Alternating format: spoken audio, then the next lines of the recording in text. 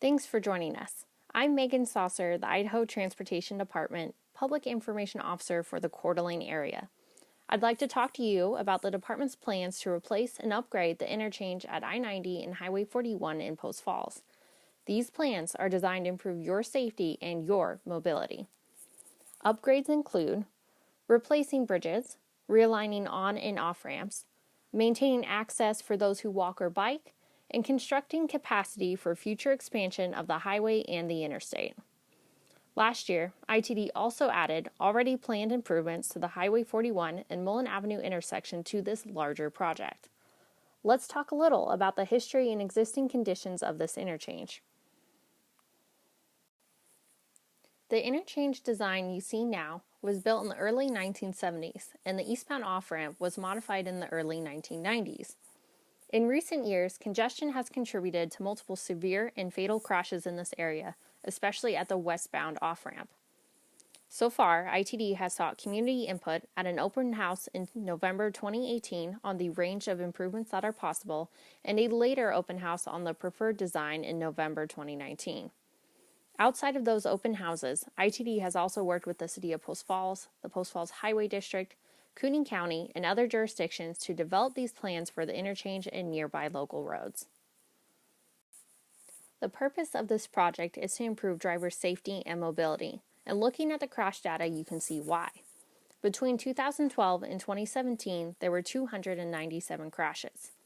Of those, 2 resulted in fatal injuries, 9 in serious injuries, 34 in non-capacitating injuries, and 47 in possible injuries at the time of the report. 205 of those resulted in property damage. Based on this data, the interchange is ranked as one of the highest accident locations in Idaho.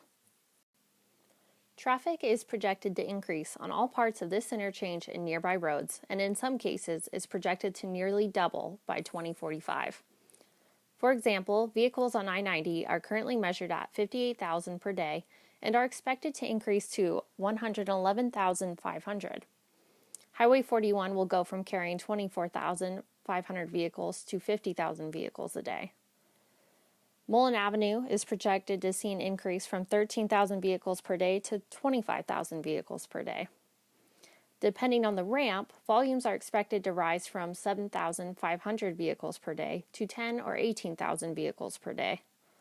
Lastly, Celtice Way will experience an increase from 18,000 vehicles to 38,500 vehicles a day. Improvements will be necessary to meet existing and future demands and are on track for 2023 construction. Finishing the design and construction of this project will carry us beyond 2023, even though much work has already been done. In 2018, the design team developed a range of improvements and reviewed them with a special community working group before presenting them to the public. After the 2018 open house, ITD expanded the project to include the Mullen Avenue intersection, selected a preferred design, and presented both to the public a year later. Before both meetings, staff met with property owners to keep them up to speed on what impacts could be and to collect their thoughts. After this online hearing in May and June, ITD will move toward completing the environmental evaluation, finalizing design, and acquiring right-of-way.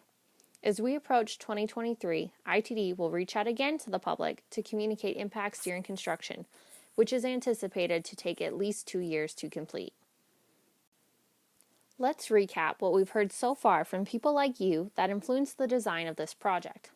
The department heard from the 2 previous meetings that there's strong support in general for this project, including the addition of the Mullen Avenue intersection.